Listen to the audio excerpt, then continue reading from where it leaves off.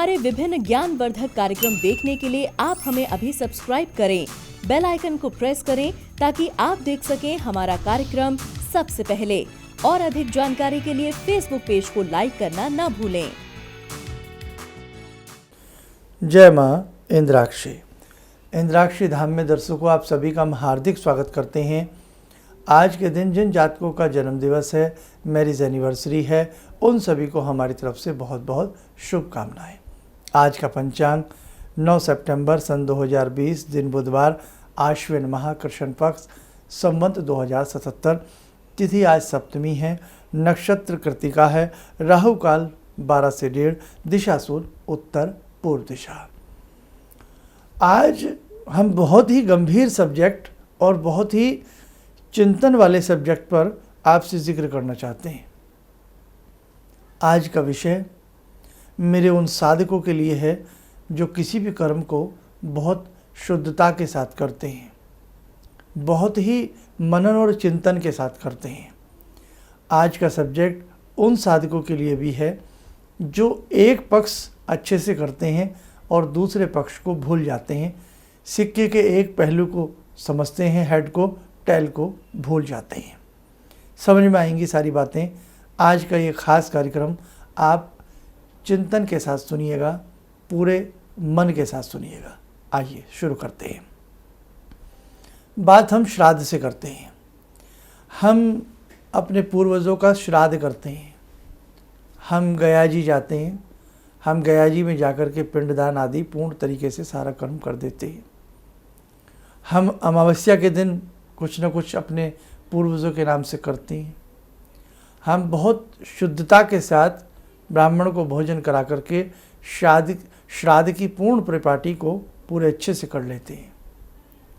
श्राद्ध का मतलब है अपने पूर्वजों के लिए एक शुद्ध कर्म करना श्रद्धा के साथ।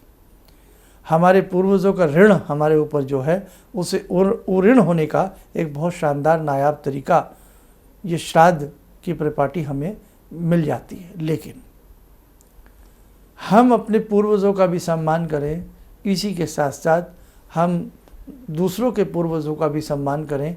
किसी की आत्मा को, किसी के मन को हम ठेस ना पहुंचाएं, किसी के विश्वास को हम तोड़ने का प्रयास न करें। और साथ ही जिन लोगों के पिता नहीं हैं वो पिता का श्राद्ध बहुत मन से करें, लेकिन करते भी हैं। लेकिन अगर घर में माँ जीवित है तो माँ का मान सम्मान कई बार नहीं होता है। ऐसे श्राद्ध से कोई भी लाभ नहीं मिलेगा। सिक्के का एक पहलू पिता, दूसरा पहलू माँ।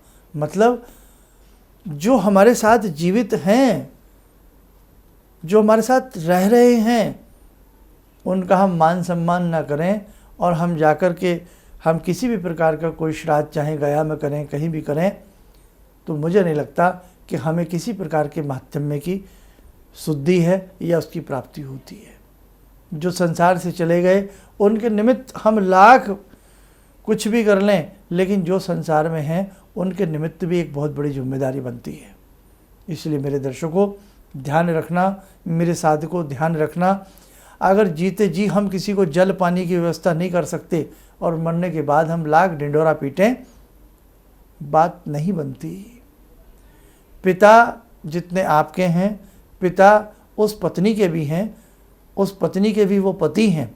अगर पत्नी के साथ अत्याचार होता है या पत्नी के साथ सही व्यवहार नहीं होता है, माँ को माँ नहीं समझा जाता है और पिता का श्राद्ध केवल खाना पूर्ति के नाम पर किया जाता है, तो कहीं भी किसी भी महात्म्य के फल की प्राप्ति आपको नहीं हो सकती।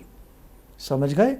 इसलिए माँ में से अगर कोई भी एक माँ या पिता में से किसी का भी आप श्राद्ध कर रहे हैं तो उसी मन से करें और उसी मन से जो आपके संग रह रहा है उसकी इज्जत जब तक वो जीवित है, जब तक आपसे जितना बन सकता है उनका करने का प्रयास करें, तभी श्राद्ध का माध्यम आपको मिलेगा। हम जगराते कराते हैं, हम वैष्णो देवी जाते हैं, दूर दूर हम देवियों के दर्शन करते हैं, हम 108 शक्तिपीठों के दर्शन करते हैं। मैंने देखा है, आप बुरा मत मानिएगा, मैंने देखा है। मैंने हरिद्वार के अंदर एक सीन को देखा है। एक व्यक्ति पूरी चुनी मुनी उसने अपने सिर के ऊपर बांधी हुई, और पूरा ऐसा लग रहा है कि मानो बहुत बड़ा ये भगवान का भक्त है। और उस व्यक्ति ने एक दुकान पर, हरिद्वार में आपने देखा खाने पीने की छोटी छोटी दुकानें, तो उसी दुकान पर, ये पुरानी बात बता रहा हूँ, तकरीबन हो गए इस बात को तकरीबन 8-10 साल पुरानी बात है ये। एक कोई बच्चा, शायद पुअर फैमिली का बच्चा रहा हो, तो वो उसी दुकान में बैठा है। उस व्यक्ति ने उस बच्चे को बहुत बुरी तरह से उसके हाथ पकड़कर उसको झंझोड़ा और उसको उठाया। वो बच्चा उठ नहीं रहा था। उसके बाद उसको बुरी तरीके से उसने लताड़ा और उसको झंझोड़ा। हमने कहा भाई आपको ये शोभा नहीं देता। वो व्यक्ति हमसे भी बहस के लिए तैयार। तो ऐसी चुनरी बांधने से मस्तक पे क्या फ़ायदा जिसके मस्तक में शीतलता ही ना हो। कहा हमसे नहीं रहा गया, हमने कहा उसे। तो कहने का भाव मेरे दर्शकों, भगवान के जब हम वस्त्र धारण करते हैं या उनके कोई चिन्ह, हम मस्तक पे तिलक, चुन्नी, ये सब चीज़ें हम करते हैं, तो हमारे अंदर सौम्यता भी होनी चाहिए। हमारे अंदर कर्म के साथ धर्म की भावना और धर्म के साथ शुभ कर्म की भावना भी होनी चाहिए। हम गंगा जी में लाख डुबकी लगाएं और गंगा जी में डुबकी लगाएं और फिर बाहर आकर के लोगों से लड़ें, अपना आचरण अच्छा न रखें, तो गंगा जी में, गंगा मैया में गंगा जल अपने ऊपर डालने का हमें फ़ायदा क्या हुआ कि हमारे मन में निर्मलता नहीं आई और हमारे शरीर के अंदर, हमारे मन के अंदर शुद्धता नहीं आई। क्या गंगा मैया ये कहती हैं आप लाख पाप करें और सोचें नाक बंद करके डुबकी लगा लें, पापों का उद्धार हो जाएगा? कदापि नहीं हो सकता, कदापि नहीं हो सकता। लाख फल बांटें और घर के बच्चों को भूखा मारें, घर की माँ को माना कहें, मंदिर में घंटे बजाएं जय माता की जय माता की जय माता की, और घर आकर के कहें जा मातू माँ जातू अनाथ आश्रम में, जा रोटी खा ले बड़े भाई के यहाँ, जा रोटी खा ले छोटे भाई के यहाँ, जा रोटी खा ले पड़ोसियों के यहाँ। क्या फ़ायदा हुआ मंदिर में घंटे घड़ियाल बजाने का, जय माता की करने का? इसलिए सिक्के के दोनों पहलुओं को ध्यान रखें। अगर आप कोई शुभ कर्म करते हैं, उसके बाद किया गया जो अशुभ कर्म आपका होता है, वो आपके शुभ कर्म को भी डुबो डालता है, नष्ट कर देता है, आपके शुभ कर्म को भी नष्ट कर देता है। एक कीड़ा बड़े से बड़े काष्ठ को खा जाता है ना, छोटा सा कीड़ा। ऐसे ही छोटा सा अशुभ कर्म आपके बड़े से बड़े शुभ कर्म को निगल जाता है। तो ध्यान रखें, आप बहुत अच्छे हैं, हम सब बहुत अच्छे हैं। हम जब अच्छे शुभ कर्म करते हैं तो उसके बाद भी हमें ध्यान रखना चाहिए हमसे कोई गलती ना हो। हम एक ब्राह्मण के पैर छुएं, हम दूसरे को गाली दें, हम अपनी माँ के पैर छुएं, दूसरे की माँ को हम माँ ना समझें, गलत बात। माँ माँ होती है। इसीलिए सबकी इज्जत हम करें। और किसी भी पुण्य कर्म को करते समय या किसी पुण्य क्षेत्र में जब हम जाते हैं तो हम अपनी आत्मा को बिल्कुल पवित्र रख करके जाएं, तब हमें उस पुण्य क्षेत्र का लाभ मिलता। खाली चिन्ह पूजा करने से जिंदगी में कभी लाभ नहीं होता। जब तक कि हमारे मन के अंदर शुद्धता आत्मसात नहीं होती, हमारा तन के साथ साथ हमारा मन शुद्ध नहीं होगा, तब तक कोई फ़ायदा नहीं है। हमने सेंट भी छिड़का, हमने गोपी चंदन भी लगा लिया, हमने कानों पे भी चंदन लगा लिया, कंठ पे भी चंदन लगा लिया, हमने कंठ में माला भी लटका ली, लेकिन हमारा मन शुद्ध नहीं है। तो आप ध्यान रखें, आप चाहे पूरी मालाएं शरीर पे छाप लें अपने, उससे बात नहीं बनेगी। मन की शुद्धि तन की शुद्धि से भी बड़ी होती है। आप ये बात ध्यान रखें। मन चंगा कटौती विच गंगा। इसलिए जब हम श्राद्ध कर्म करें, दीपावली का पूजन करें, किसी तीर्थ स्थान पर जाकर के हम कोई ऐसा पूजन करें, हम 108 शक्तिपीठों का दर्शन करें, हम 12 ज्योतिर्लिंगों का दर्शन करें, हम धामों का दर्शन करें, पुरियों का दर्शन करें, हम ऋषियों का दर्शन करें, हम देवालय में दर्शन करें, हम माता के चरण छुएं, हम गैया मैया की सेवा करें, तो ध्यान रखें हमारे फिर अन्य कर्म भी अच्छे होने चाहिए। क्योंकि कई बार मेरे दर्शकों, हम बहुत अच्छे से कर्म करते हैं, बहुत शुभ कर्म करते हैं, लेकिन फिर बाद में हम कई बार गलत कर्म कर देते हैं। तो बाद वाला गलत कर्म जो हम करते हैं ना, वो हमारे आगे शुभ कर्म को भी निगल जाता है। सफ़ेद रंग से कमरे को पूरे को वाइट वॉश कर दीजिए और काला कोयला लेकर के आप लाइनें खींच दीजिए, तो फिर वो बात नहीं बनती, काला सा जाएगी फिर तो कमरे के अंदर, है ना। तो इसीलिए हम जब भी कोई कर्म करें, हम अपनी आत्मा को पूरा पवित्र करके, छान करके, अपने मन को शुद्धमय बना करके तब कर्म करें। और उसके बाद भी ध्यान रखें हमसे कोई गलती ना हो जाए, हमसे कोई गलती ना हो जाए।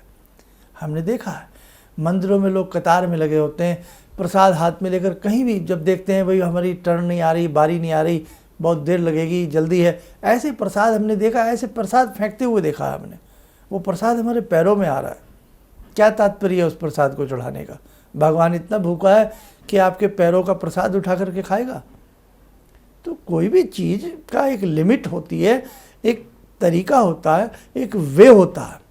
और समझाओ आप दूसरों को। वैसे तो आज के समय में राय देना सबसे बड़ी गलती है, लेकिन कोई बात नहीं, आप अच्छी राय देने से कभी किसी को मत चूकना। तो बस मेरे दर्शकों, अगर मेरी बात कोई कटु लगी हो, उसके लिए मैं क्या कहूँ आपसे, बस ध्यान रखें। अब लगी है तो भाई लगी है, मेरा कहने का तो अर्थ है, आपको समझाऊंगा, आपको डांटूंगा भी, आपके साथ कटुता भी बरतूंगा। अच्छी चीज़ समझाने में कभी अपने आप को नीचा नहीं समझना चाहिए कि किसी को बुरा लगे, लगे तो लगे, अच्छा समझाना चाहिए। पिता की डांट में भी प्रेम होता है, गुरु की डांट में भी प्रेम होता है। क्यों? वो आपको डांटता नहीं है, वो एक शिक्षा दे रहा है आपको। इसीलिए हम बच्चों को भी अपने समझाएं घर में कि देखो बेटा ऐसा नहीं करना। अब आपने कुत्ते को तो रोटी डाली और बिल्ली को डंडा मारा, बताओ ये न्याय नहीं हुआ। बिल्ली को आपको भगाना है, उसको प्रेम पूर्वक भगाइए, उसको चोट मत पहुंचाइए। एक पुत्र से स्नेह और दूसरे से कड़वाहट, माँ ऐसा कर ही नहीं सकती। अगर माँ के पास हृदय है, माँ कर ही नहीं सकती ऐसा। इसलिए समानता का व्यवहार हमें बनाना चाहिए। बहुत ध्यान रखें, सारे कर्म ले डूबती है एक बद्दुआ। 100 दुआएं मिलकर के जो खुशी देती हैं ना, केवल एक बद्दुआ 100 दुआओं को लूट करके ले जाती है। इसलिए जब भी कोई आप बस मेरी बात समझ गए हैं, ज़्यादा क्या बोलूं। आज के बाद जब भी हम कुछ कर रहे हैं तो उसके पीछे हमसे कोई गलती ना हो जाए, बस इस बात का ध्यान रखना। आइए दर्शकों, समय हो चला आज की ध्यानमाला का। आज की ध्यानमाला में हम जुड़ते हैं माँ दुर्गा से। ॐ सिन्दूरारुणविग्रहां त्रिनयनां माणिक्यमूलस्फुरात् स्तारानायकशेखरं स्मितमुखी भापेन वक्षोरुवां पाणिभ्यामलपूर्णरत्नचषकां रत्नोत्परां बिभ्रते सौम्यां रत्नगटस्थरक्तचरणां ध्यायेत् पराम् अम्बिकां खड्गं चक्रगदेषु चापपरिगान् शूलम्बुशोण्डिं शिरा शङ्खं संदधतीं करे स्त्रीनयनां सर्वाङ्गभूषावृतां नीलासमद्युतिमास्य पाददशकां सेवे महाकालिकां यामास्तो स्वपितैहरो कमलजो हन्तुं मधुं कैटवं विद्युद्दामसमप्रभां मृगपते स्कन्दस्थितां भीषणां कन्या विहकरवालखेटविलसा धस्ताविरासेवितां हस्तैश्चक्रगदाशिखेटविशिखां चापं गुणं तर्जनीं विप्राणामलिलात्मिकां शशिधरां दुर्गां त्रिनेत्रां भजे। कवच बना लें, ध्यान करें, दुर्गा जी का आशीर्वाद हम सबके ऊपर बरस रहा है।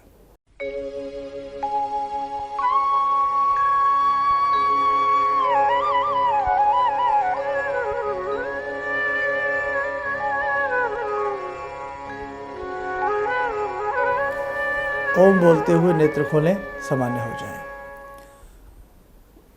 आगे आने वाले समय में हम कुछ व्यक्तियों को छांट रहे हैं, कुछ साधकों को अपने साथ जोड़ना चाहते हैं। कैसे जोड़ेंगे, कैसे आप हमारे आश्रम से जुड़ेंगे, कैसे आप हमारे धाम से जुड़ेंगे, कैसे आप हमसे जुड़ेंगे, वो सारी चीज़ें आगे आगे हम आपको समझाते रहेंगे। और अभी व्यक्तिगत रूप से हमने मिलना प्रारंभ नहीं किया है, ये इसलिए बोलना पड़ता है क्योंकि आपके दिन भर कॉल आती हैं। तो अभी हम दिल्ली में व्यक्तिगत रूप से नहीं मिल रहे हैं, केवल टेलीफोनिक अपॉइंटमेंट ही इस समय हमारे संस्थान में इसकी सुविधा दी जा रही है। इन्हीं शब्दों के साथ हम अपनी वाणी को विराम देते हैं। जय माँ इंद्राक्षी। मेरी बहुत दिन से दिली इच्छा थी कि आप जैसे कोई मुझे धर्मात्मा पर महापुरुष मिलें और मैं वहाँ जाके जुड़ के और देश समाज से के लिए कुछ कर पाऊँ।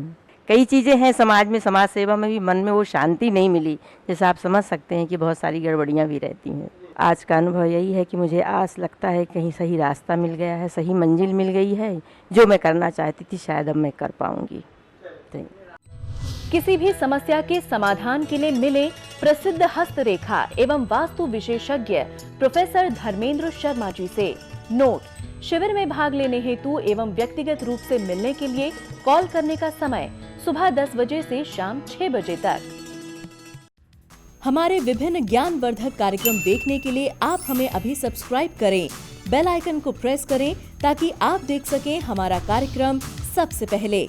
और अधिक जानकारी के लिए फेसबुक पेज को लाइक करना न भूलें।